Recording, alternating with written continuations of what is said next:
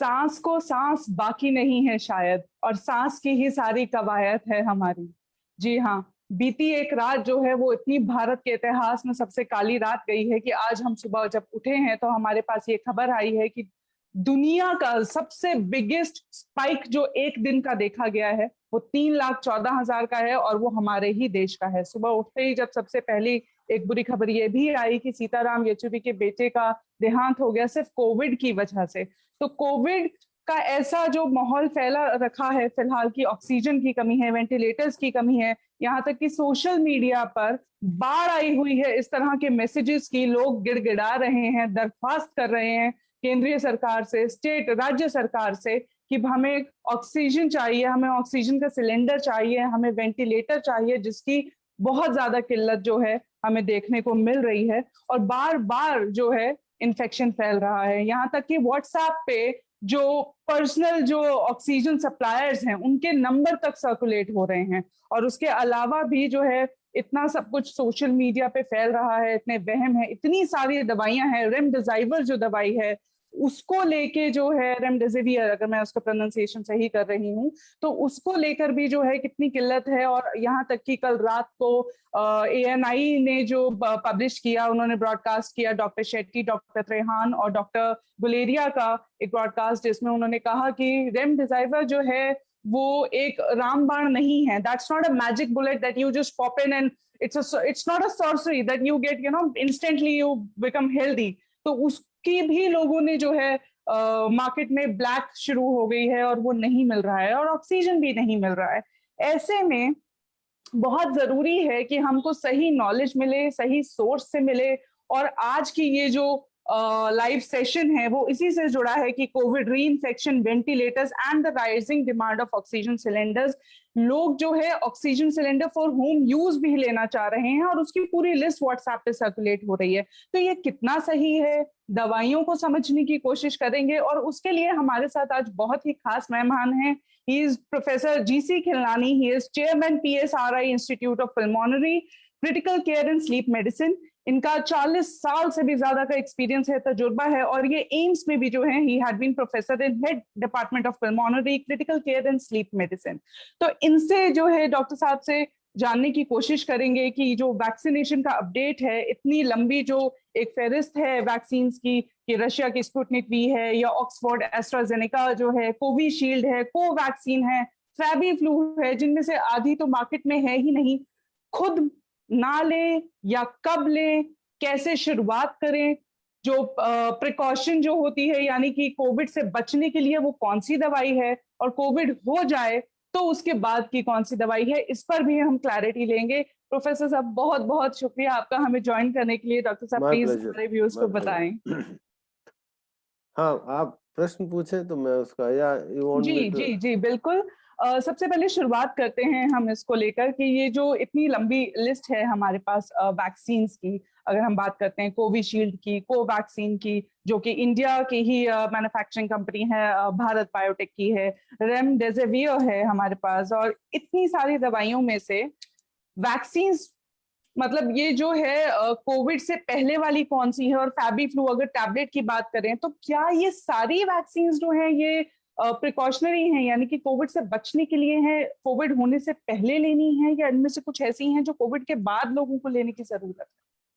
नहीं, देखिए, ये दो श्रुति अलग अलग बात है। तो पहले मैं वैक्सीन के बारे में बताता हूँ कि वैक्सीन क्या होती है। जैसे बच्चा पैदा होता है, उसको डे 0 पर BCG वैक्सीन देते हैं, तो पोलियो की वैक्सीन मिलती है, और तरह तरह की वैक्सीन, MMR, मीजल्स की वैक्सीन होती है। वैक्सीन हमें जो है वो बीमारी के प्रिवेंशन के लिए होती है।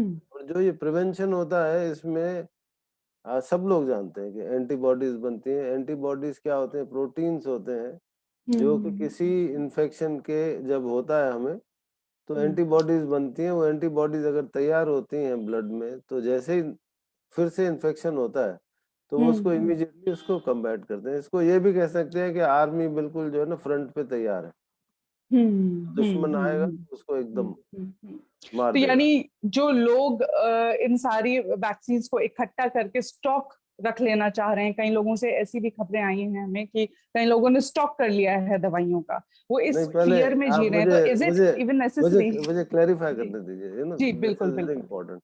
इसके हम्म अलावा क्या होता है कि जो जो एंटीबॉडीज बनती हैं वो सेल्स हम्म बनाती हैं, उसको हम हम्म सेल मीडिएटेड इम्यूनिटी कहते हैं। तो एक ह्यूमरल इम्यूनिटी कहती है, वो एंटीबॉडीज होती है। एक सेल मीडियम इम्यूनिटी होती है जो कि मेमोरी होती है। हम्म वैक्सीन क्या करती हैं कि वैक्सीन के जरिए हम वही एक अटैक जो वायरस करता है उसकी जगह हम वो उसका सब्सटेंस देते हैं। अब चाहे वो किल्ड वायरस हो या वायरस का एक हिस्सा होता है जिसको हम डीएनए कहते हैं या एंटीजन कहते हैं, वो इंजेक्ट करते हैं जिससे बीमारी हम्म तो ना हो, लेकिन हम्म बीमारी से जो रोग प्रतिरोधक क्षमता जिसको कहते हैं, जो हम्म रेजिस्टेंस है वो डेवलप हो हम्म जाए।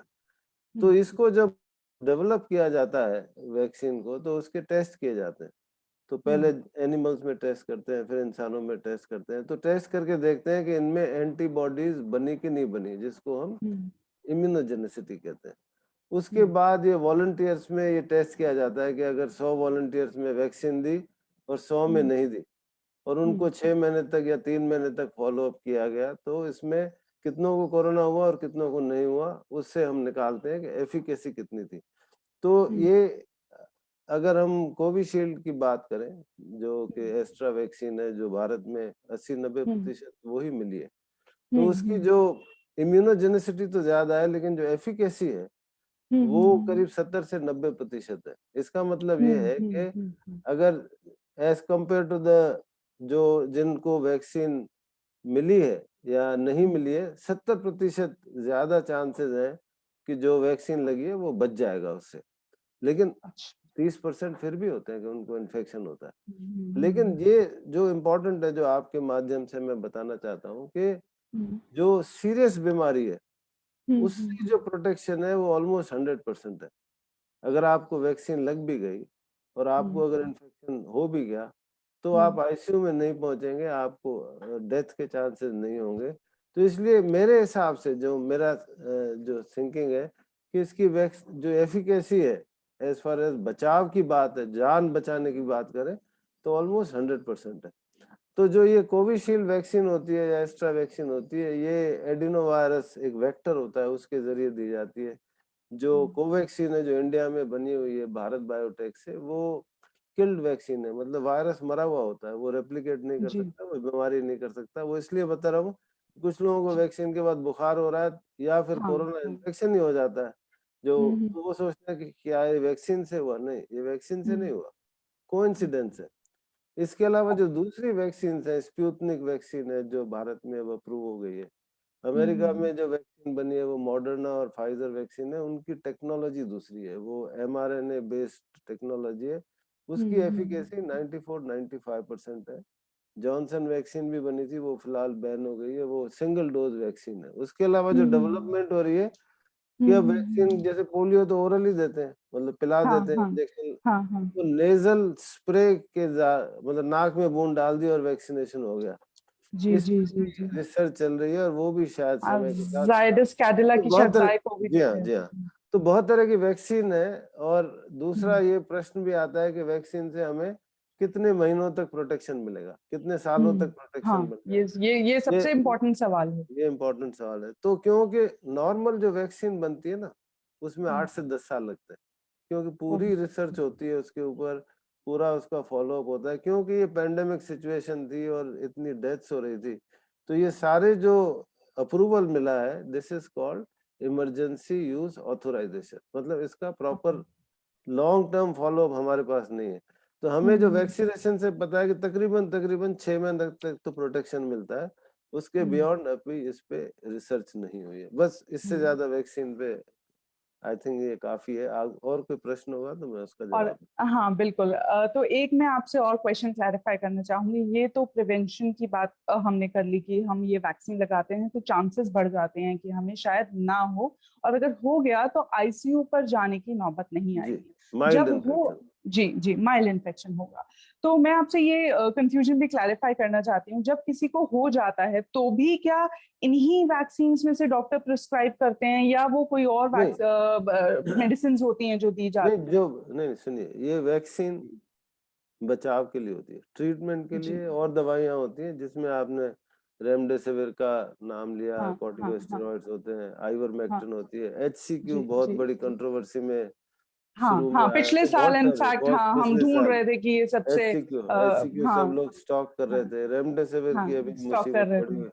मुसीबत पड़ी हुई है। तो जो जो ट्रीटमेंट हुँ। होता है हुँ, हुँ, हुँ। कोरोना का, ये मान के चलो कि 90% लोगों को हॉस्पिटलाइजेशन की या आईसीयू की जरूरत नहीं होती, इवन नॉन वैक्सीनेटेड में।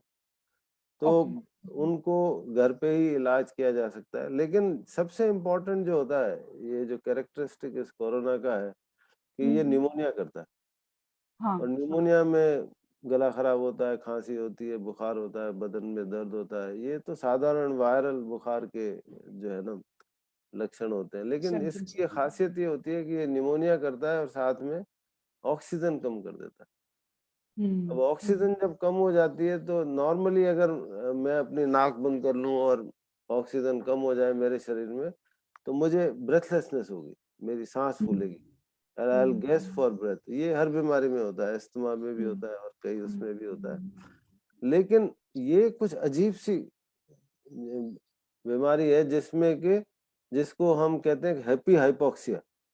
मतलब हुँ। मरीज का जो ऑक्सीजन सैचुरेशन अब सब समझते हैं कि 95, 96, 98 हाँ, होना हाँ, चाहिए। हाँ। वो 80 हो जाता है, लेकिन उसको महसूस नहीं होता कि मेरी सांस फूल रही है।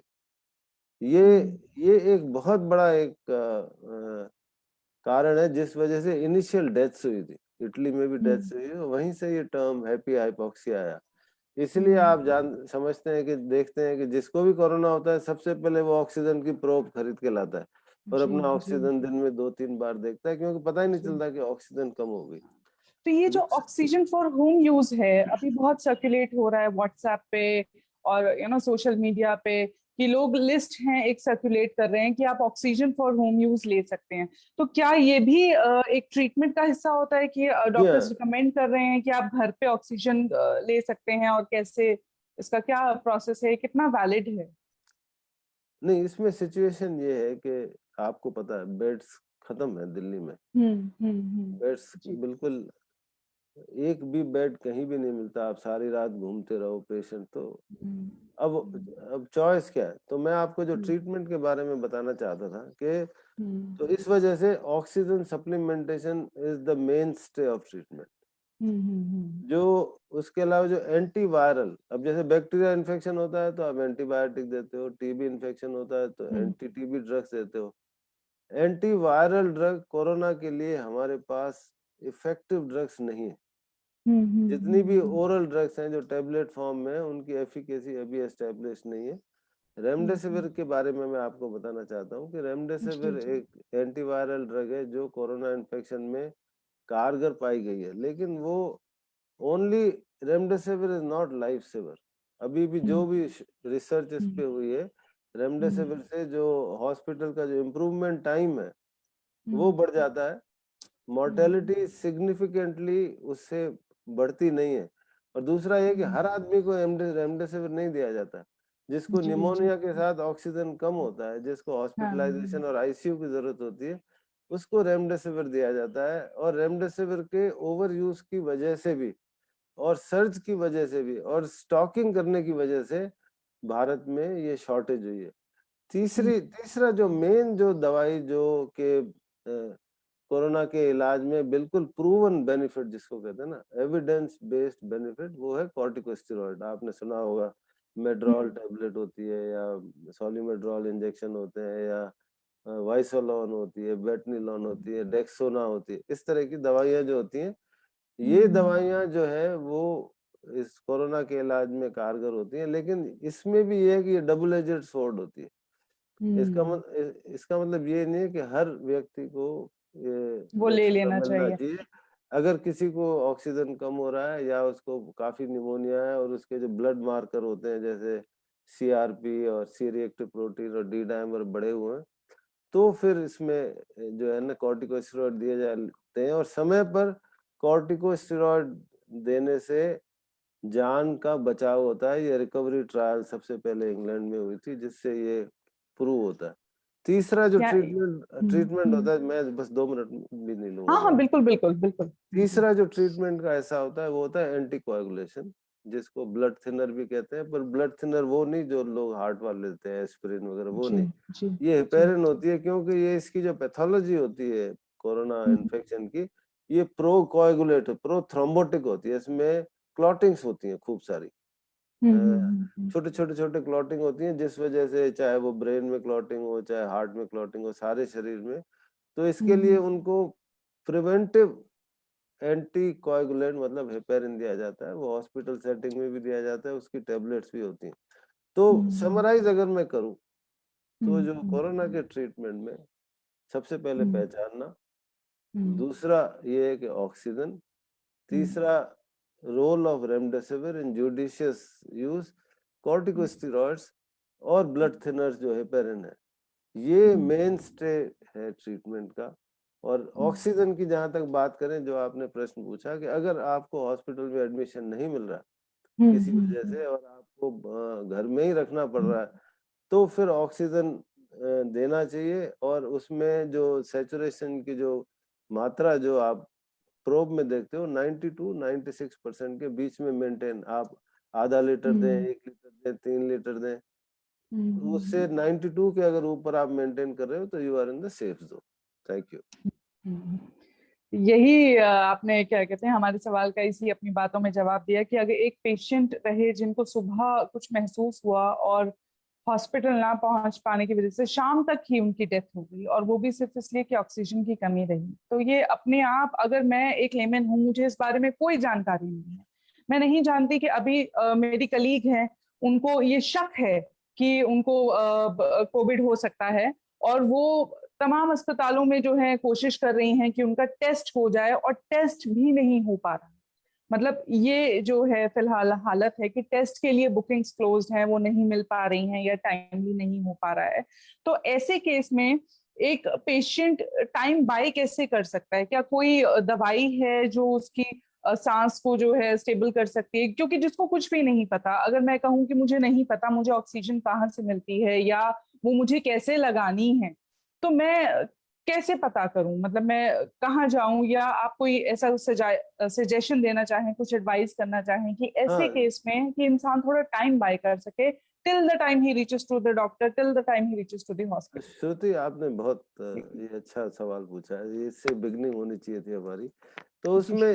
उसमें ऐसे है कि जो किसी भी बीमारी का जो डायग्नोसिस होता है, वो वो एक तो क्लिनिकल एग्जामिनेशन से, सिम्टम से होता है, और दूसरा लेबोरेटरी टेस्ट होता है। और मुझे ज्ञान है कि अभी दिल्ली शहर में आप आज अगर कोरोना टेस्ट कराना चाहें, तो आपको 5 दिन लग जाएंगे। 3 दिन बाद तो तारीख मिलेगी, उसके 3 दिन बाद हाँ। आपको लेकिन इस समय अगर किसी व्यक्ति को बुखार है, गले में खराश है, उसके बदन में दर्द है, आंखों में अगर दर्द है, उसका स्मेल या टेस्ट कम हो गया है या जा रहा है, या उसको इवन पेट में दर्द है बुखार के साथ, तो ये मान के चलो कि 90% से ज्यादा चांसेस है कि उसको कोरोना है। दूसरा दूसरा ये है कि अगर उसके परिवार में या ऑफिस में या किसी जगह जहां वो शादी वादी करने, पार्टी वार्टी करने गए हैं, वहां किसी को कोरोना हुआ और उससे उसका एक्सपोजर हुआ है, तो ये मान के चलो कि उसको कोरोना हुआ होगा, अगर उसको सिम्टम्स हो गए हैं तो।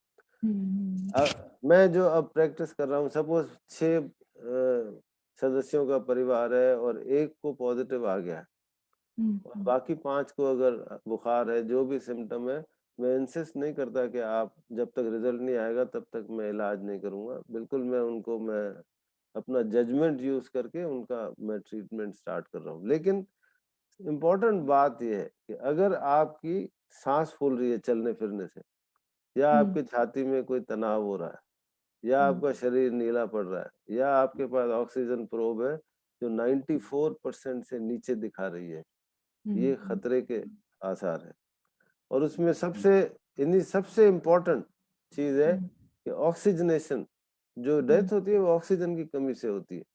और पेशेंट को महसूस नहीं होता, ब्रेथलेसनेस नहीं होती, जैसे मैंने मतलब सांस नहीं फूलती उसकी, वो तो कहता है मैं तो ठीक हूँ, मुझे कुछ नहीं है। लेकिन उसको जब प्रोब लगाई जाती है ऑक्सीजन की तो पता चलता है कि 70% ही रह गया या 75% ही रह ये गया। बहुत शॉकिंग बात है कि हाँ मतलब उनकी सांस भी जी नहीं फूलती है, क्योंकि जी। मैं इसको व्यक्तिगत तौर पे इसको बार बार मैं कह रहा हूँ, हैप्पी हाइपोक्सिया टर्म ये गैटिनो ने इटली से हम्म टर्म ये शुरू हुआ था, जहाँ की शुरू में 15-20% मोर्टेलिटी थी एल्डरली में, तो वो ऐसे ही उनकी हम्म डेथ हो रही थी। दूसरी बात ये मैं हम्म बताना चाहूंगा कि जो हम्म, लोग 65 के ऊपर है, जिनको जी डायबिटीज है, जिनको ब्लड जी प्रेशर है, जिनको हार्ट की प्रॉब्लम है, किसी कैंसर का हम्म इलाज चल रहा है, या उनको ब्रोंकाइटिस है या सीओपीडी की बीमारी है, उनको हम्म विशेष तौर से सावधान रहना है कि कोरोना के साथ छोटा से छोटा सिम्टम भी सीरियस हो सकता है। तो हम्म ये सब लोगों को ज़रूरी है कि या तो ऑक्सीजन के लिए शायद पास के किसी नर्सिंग होम में किसी हॉस्पिटल का दरवाज़ा खटखटाएँ। ऑक्सीजन अगर कम है तो वो इमीडिएटली मिलनी चाहिए, बाकी दवाइयाँ कैन वेट, क्योंकि हम्म, इमीडिएट जो बचाव होता है वो ऑक्सीजन से ही होता है। वो ऑक्सीजन से होता है। ये आपने अपने आप में फिर एक और बहुत बड़ी बात कही कि कल यहाँ पे दिल्ली हाई कोर्ट को इंटरवीन करना पड़ा, केंद्र सरकार की वजह से मतलब नहीं वो मुहैया करवा पा रही है अस्पतालों को। तो मैं जानना चाहूंगी कि आपके हॉस्पिटल में भी, या एक और मेरा जनरल सवाल है और आपके तजुर्बे से मैं उसको देखना चाहूंगी कि हमारे पास ये जो वेंटिलेटर बेड्स होते हैं और ऑक्सीजन होती है, इसकी जो ऑक्सीजन की खास तौर पे स्टोरेज है, वो कितनी स्टोरेज अलाउड है, या उसमें क्या दिक्कतें अचानक से आती हैं? बिकॉज मैंने अभी ये भी सुना है कि हॉस्पिटल्स जो हैं वो प्राइवेट बैंक्वेट हॉल्स के साथ या होटल्स के साथ टाई अप कर रहे हैं क्वारंटाइन फैसिलिटीज प्रोवाइड करने के लिए। और अगर सरकार ने ये नियम जारी किया कि अगर आप वहां पे रहते हैं, उस आइसोलेशन सर्विस को यूज कर रहे हैं और आपको तबीयत खराब हो जाती है, तो हॉस्पिटल को अपने रेट चार्ट के अकॉर्डिंगली और अपने जो भी प्रोसीजर है उसके अकॉर्डिंगली उस जो पेशेंट है उसकी ट्रीटमेंट करनी पड़ेगी। तो ये क्वारंटाइन सर्विस जो हम फैसिलिटी प्रोवाइड कर रहे हैं, Covid care centre, is different from ventilator. तो ये वेंटिलेटर प्रोक्योर करने में या ज्यादा हॉस्पिटल को अपने उसमें रखने में क्या दिक्कतों का सामना करना पड़ता है कि इतनी जल्दी से एकदम से वेंटिलेटर नहीं आते, या प्रोक्योरमेंट में दिक्कत है, या लाइसेंसिंग होती है? तो इसका मैथमेटिक्स आप अपने तजुर्बे के हिसाब से हमें जरा समझाइए या हमारे व्यूअर्स को श्रुति समझाइए। ऐसा ऐसा जी। है कि जो ऑक्सीजन होती है ना उसका अलग अलग रेट होता है, रेट पे आप जो हम्म सिलेंडर होता है या ऑक्सीजन कॉन्सेंट्रेटर होता है जो 50-60 हज़ार रुपए का मिलता है, उससे आप 3 लीटर या 5 litre, at best 5 litre per minute पे फ्लो आप रख सकते हो। हम्म सिमिलरली जो गैस सिलेंडर होता है, जो सिलेंडर में गैस आती है, उसमें आप 10 लीटर तक भी दे सकते हो, 15 लीटर तक भी दे सकते हो, और वो आपका अगर 15 लीटर पे चलाओगे तो एवरेज सिलेंडर 4-6 घंटे में वो खाली हो जाएगा।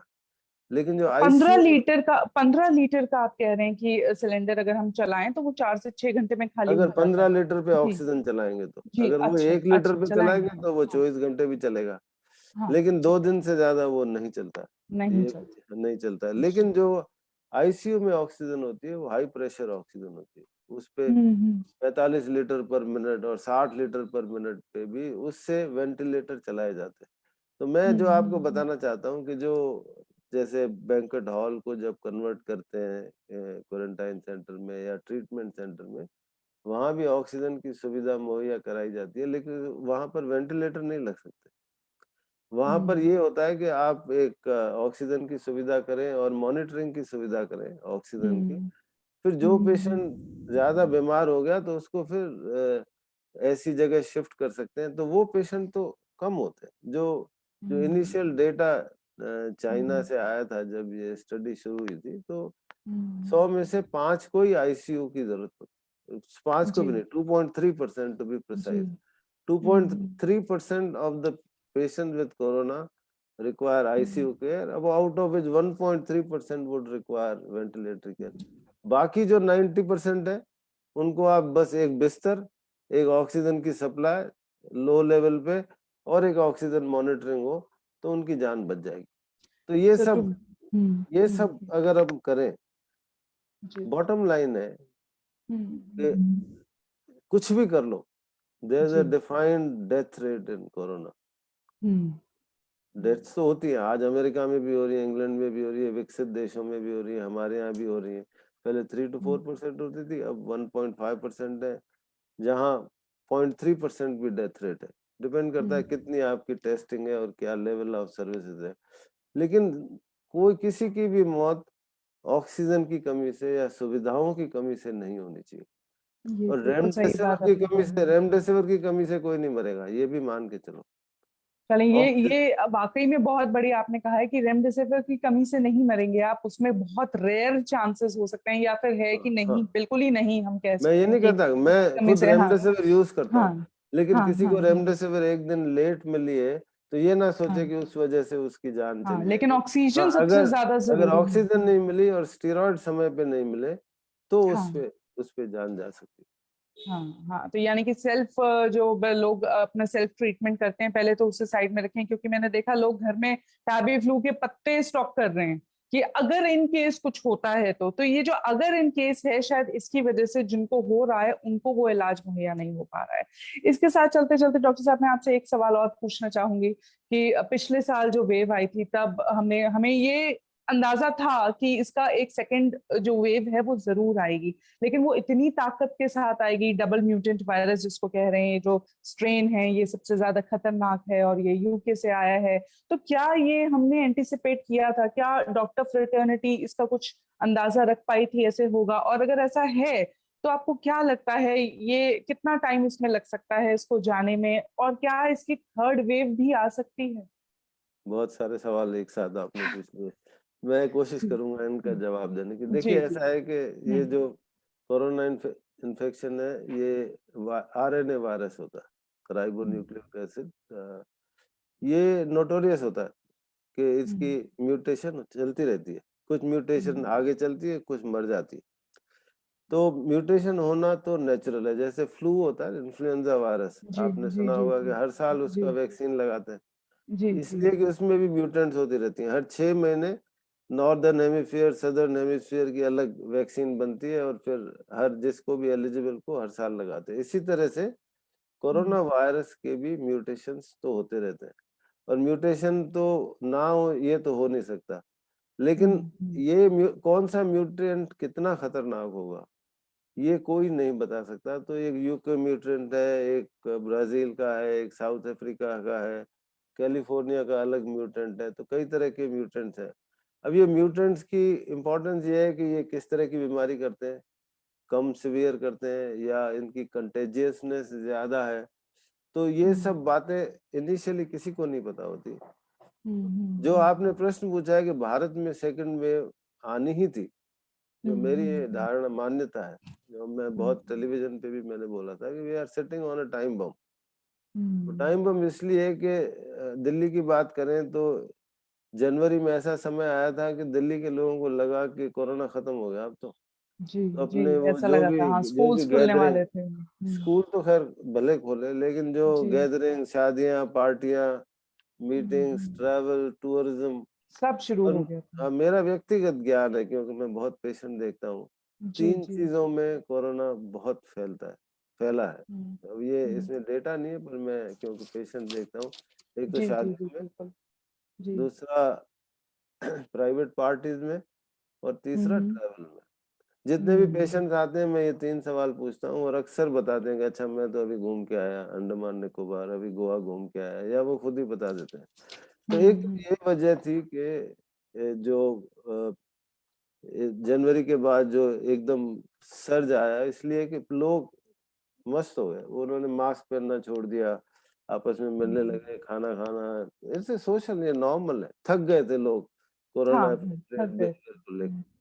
दूसरा, हमें पता है कि पंजाब में 81%, 81% जो है वो यूके स्ट्रेन आई थी। हम्म, तो पंजाब और दिल्ली तो जुड़ा हुआ है, तो जी। वो वायरस जो है ना वो फैलता है। तो जो वेरिएंट्स या म्यूटेंट्स जो है वो आ गए, हम्म तो उसका एक इम्प्लीकेशन ये होता है कि जो पॉपुलेशन जिसको जैसे इन्फेक्शन हो चुका है हम्म किसी पर्टिकुलर वेरिएंट से, तो हो सकता है दूसरा वेरिएंट उसको फिर से अटैक कर दे। और तीसरा होता है कि हर एक वायरस डिजीज की अपनी एक साइकिल होती है, वो 60 से 100 दिन की होती है। वो जाता है फिर आता है, जाता है फिर आता है, जब तक उसकी एपिडेमिक या पेंडेमिक खत्म नहीं हो जाता। ये 3 कारण है जिस वजह से ये सर्ज आया है। और ये जो यूके वेरिएंट है, जो पहले कहा गया कि ज्यादा कंटेजियस है लेकिन ये मारता नहीं है, ये भी गलत है, क्योंकि 1 अप्रैल को जी। न्यू इंग्लैंड जर्नल में पेपर आया, राइट अप आया है, जिसमें हम्म, ये पता चला कि जब उन्होंने 1 लाख के करीब पेशेंट्स को फॉलो किया, हम्म, स्टडी किया, तो मोर्टेलिटी यूके म्यूटेंट की वुहान वाले मतलब ओरिजिनल वायरस से भी ज्यादा है। तो न हम्म, सिर्फ ये ज्यादा कंटेजियस है, जो कि 50% ज्यादा कंटेजियस है, हम्म, ये ज्यादा घातक भी है। तो ये 3 वजह हैं जिस वजह से कि ये जो है इस समय भारत में जो है ना, दूसरा ये है कि अभी तक हम किसी तरह की भी हर्ड इम्यूनिटी पे नहीं पहुंचे। हर्ड हम्म, इम्यूनिटी कैसे आती है? या तो इन्फेक्शन करके आती है या वैक्सीन करके आती है। जो सीरो सर्वे हुए इंडिया में, एट बेस्ट 20%, 15% लोगों में एंटीबॉडीज बनी है। वैक्सीन की दर इंडिया में बहुत अच्छी है, आप एब्सोल्यूट नंबर की बात करें, लेकिन अगर आप परसेंटेज की बात करें, तो अभी हम परसेंटेज हमारी 10-11% ऑफ पॉपुलेशन भी नहीं पहुंची है।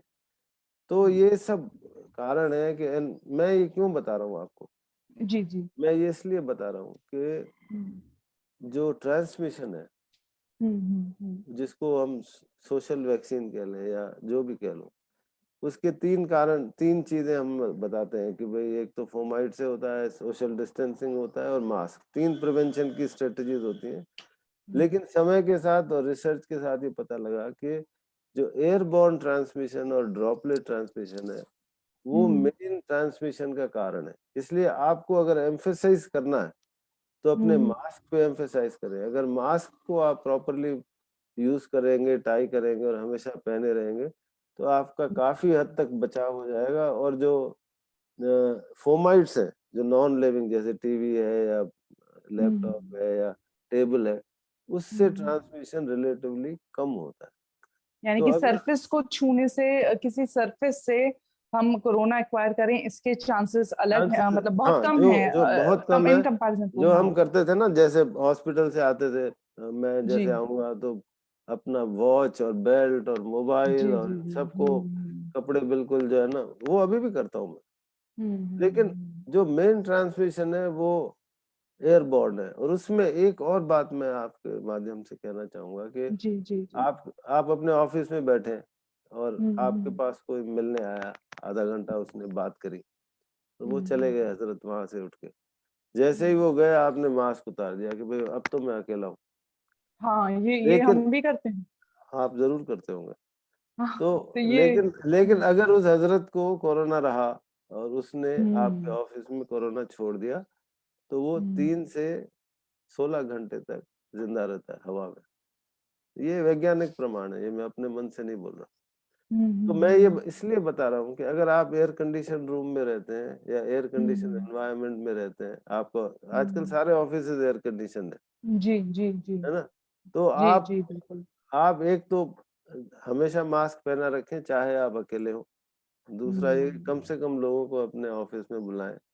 जी। अच्छा लगता है जब आपका चाय पीने का मन हो, तो अकेले तो मजा नहीं आता पीने में ये चाय। हम बिल्कुल आप समझ सकते हैं कि सोशल डिस्टेंसिंग हाँ, जो है वो तो सबसे ज्यादा जरूरी है, लेकिन लेकिन ये लेकिन इस अकेले समय, में जो मास्क हाँ, पहनने वाला है, इससे हाँ, मुझे भी कभी कभी घबराहट होती है, क्योंकि मैं बिल्कुल समझ सकती हूँ कि जिंदगी को बचाना है तो मास्क बहुत ज्यादा जरूरी है, लेकिन अकेले में कभी लगता है कि सांस शायद कपड़ा पहनकर नहीं आ रही, या तो हमारा ब्रॉटअप ऐसा है, हमें वो हर्ड इम्यूनिटी जो हमें वायरस से डेवलप होनी थी, वो वाली इम्यूनिटी शायद हमें मास्क के साथ नहीं डेवलप हुई है, तो जब नहीं हम वो नहीं, रिमूव लेकिन करेंगे आप नेचुरल। दूसरा दूसरा पहलू जी ये भी है, अगर आप जी। मास्क बार बार उतारेंगे तो आपको हम्म, मास्क लगाने की आदत ही नहीं पड़ेगी।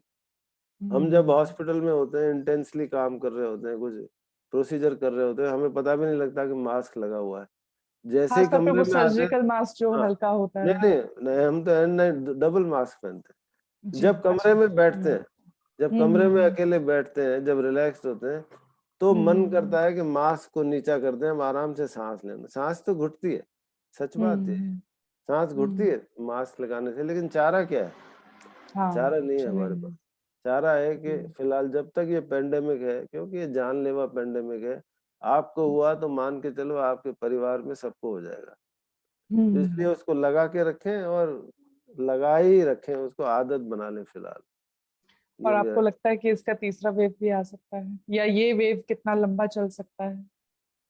नहीं, ये वेव विल इनकी 60 से 100 दिन का यूजुअल साइकिल होती है, ये वेव आके चला जाएगा। लेकिन इजराइल की बात करें तो they have you know inoculated their whole population almost more than 90%। England की बात करें तो they have inoculated more than 45% और 50%। यूएसए की बात करें they are reaching somewhere 40%। So vaccination drive will have to be enhanced.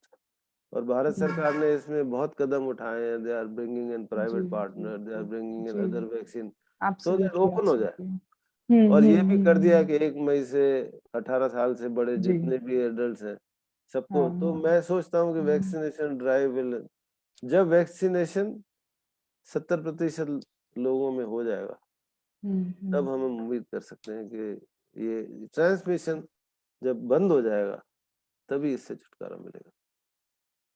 Thank you so much doctor साहब, आपने अपना तजुर्बा हमारे साथ शेयर किया, आपने स्टडीज और डेटा भी थैंक यू, हमारे माय साथ प्लेजर। शेयर करा।